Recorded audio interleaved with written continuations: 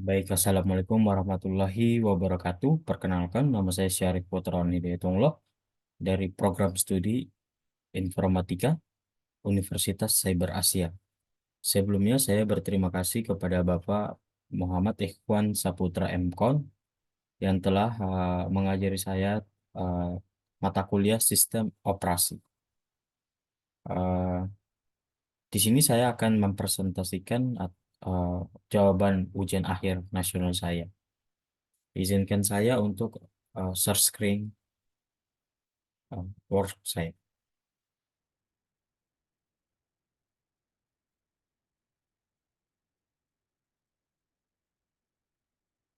Baik, ini lembar jawaban saya.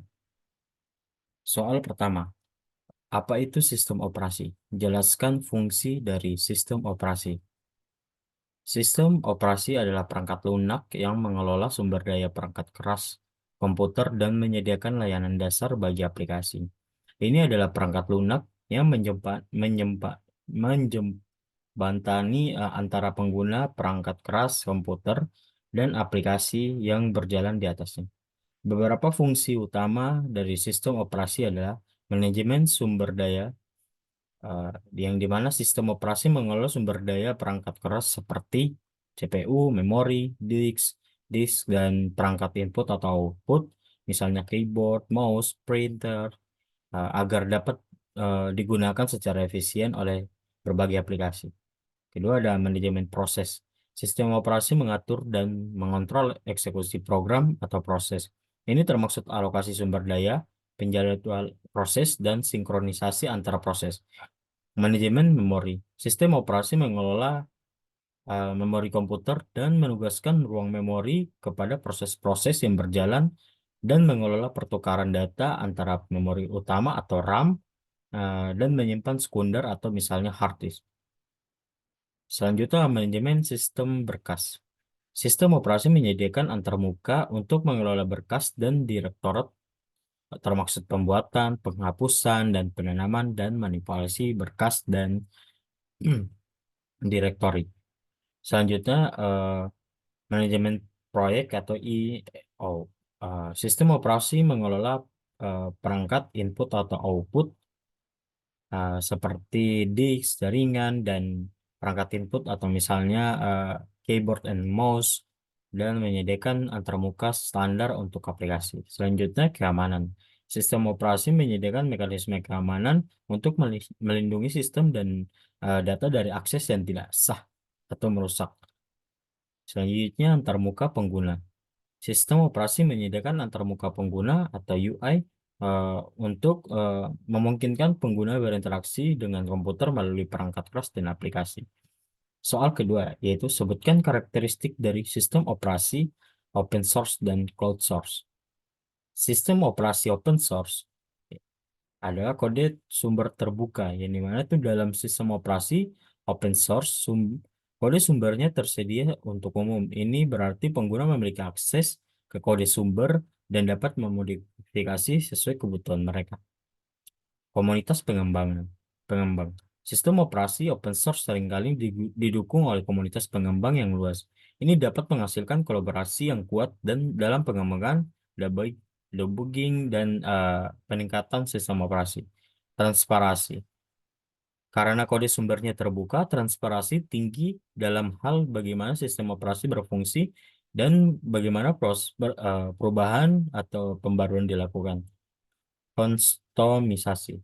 Pengguna memiliki fleksibilitas untuk menyesuaikan sistem operasi sesuai kebutuhan mereka, baik itu untuk kinerja, keamanan, atau fitur tertentu. Keamanan. Dalam banyak kasus, keamanan sistem operasi open source dianggap lebih tinggi karena adanya pengawasan dan berkontribusi dari komunitas pengembang yang luas. Yang kedua itu sistem operasi cloud source. Jadi di sini tentu saja kode sumber tertutup. Dalam sistem operasi cloud source, kode sumbernya tidak tersedia untuk umum. Ini berarti pengguna tidak memiliki akses langsung ke kode sumber atau tidak diizinkan untuk memodifikasinya. Ketergantungan pada vendor. Pengguna sistem operasi cloud source bergantung pada vendor atau perusahaan yang mengembangkan sistem operasi untuk pembaruan, perbaikan bug, dan dukungan teknis. Selanjutnya keterbatasan kustomisasi. Karena kode sumbernya tertutup, pengguna memiliki keterbatasan dalam hal kustomisasi sistem operasi. Mereka tidak dapat mengubah atau menyesuaikan sistem operasi sesuai dengan kebutuhan mereka. Kerahasiaan.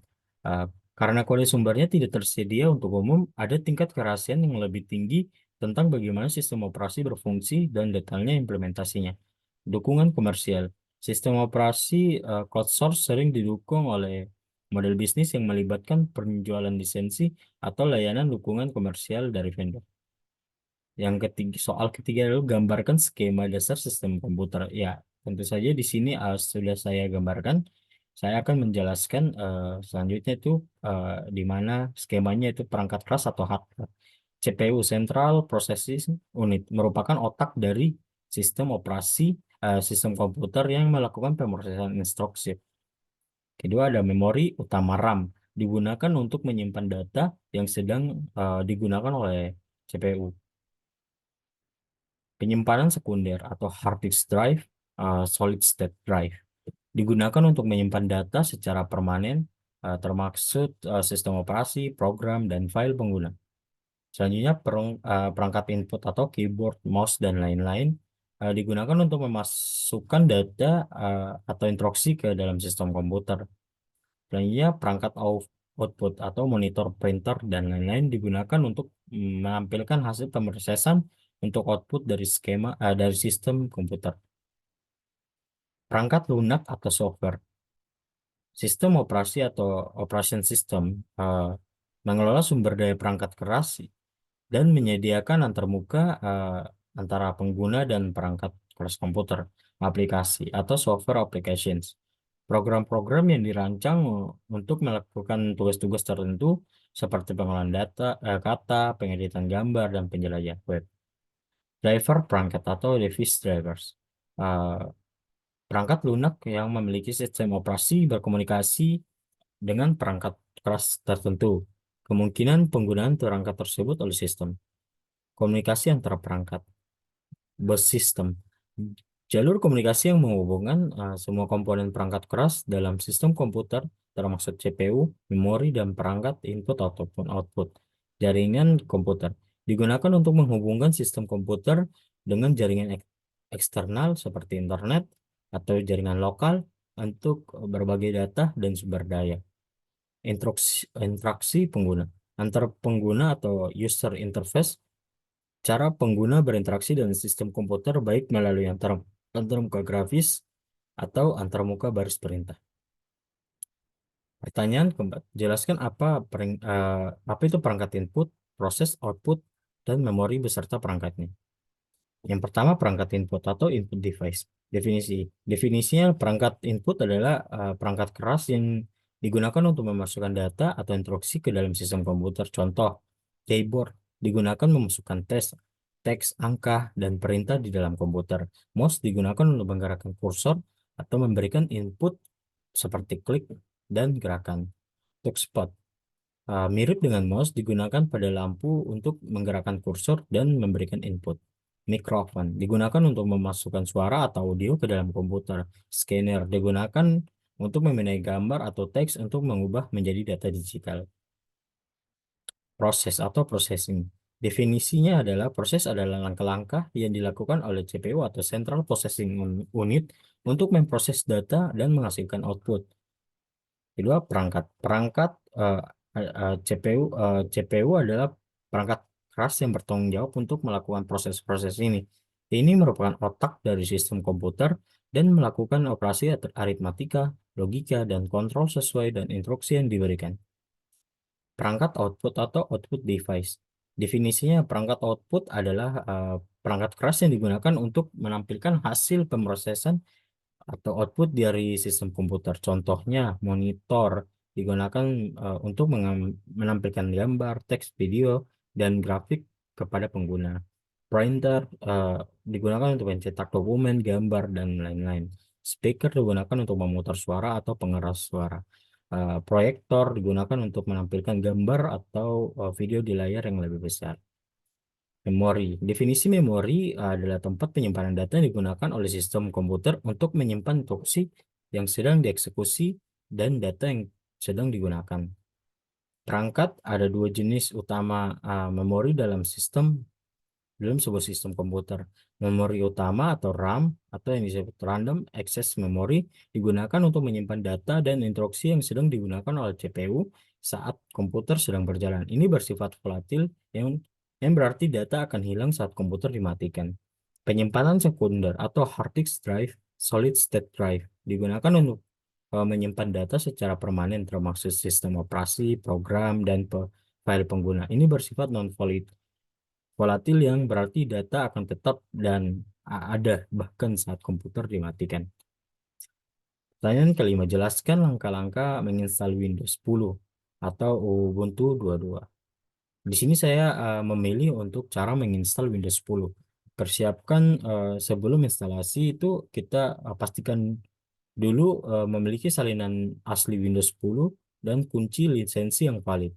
Kedua, cadangkan data penting dari komputer untuk menghindari kehilangan data selama proses instalasi. Ketiga, pastikan komputer Anda memiliki persyaratan sistem minimum untuk menjalankan Windows 10. Langkah-langkahnya sebagai berikut. Boot dari media instalasi. Masukkan DVD instalasi Windows 10 ke dalam drive DVD komputer atau buat bootable USB flash di drive dengan file instalasi Windows 10. Kemudian restart komputer dan Anda dan tekan tombol yang sesuai, biasanya ada F2, F12, ada ESC untuk masuk ke menu boot atau BIOS.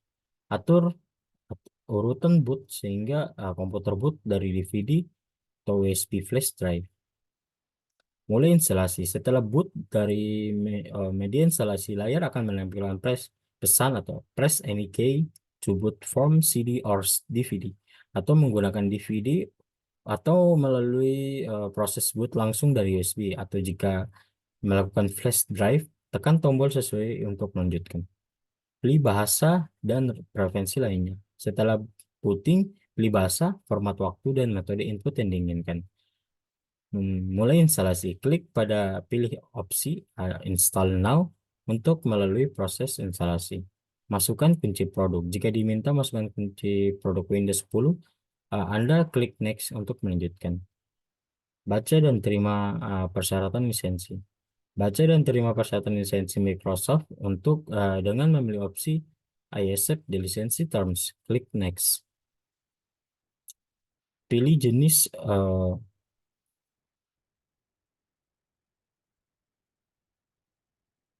selanjutnya itu pilih jenis instalasi. Pilih opsi atau custom instalasi Windows Only atau Advanced. Untuk instalasi bersih atau upgrade jika Anda ingin memperoleh versi sebelumnya dari Windows. Pilih partisi dan instalasi. Pilih partisi tempat Anda ingin menginstal Windows 10. Jika Anda melakukan instalasi bersih, Anda mungkin perlu membuat partisi baru atau menghapus partisi yang ada sebelum melanjutkan. Klik Next. Untuk melalui proses instalasi, komputer akan mulai menginstal Windows 10 ke partisi yang salah. Tunggu instalasi selesai. Tunggu sampai selesai instalasi. Komputer akan mungkin restart beberapa kali selama proses ini. Konfigurasi awal itu ikuti petunjuk pada layar untuk menyelesaikan konfigurasi awal seperti pengaturan bahasa, zona waktu, akun pengguna, dan koneksi internet. Aktivasi dan pembaruan. Aktifkan Windows 10 dengan menggunakan memasukkan kunci produk jika belum dilakukan selama instalasi.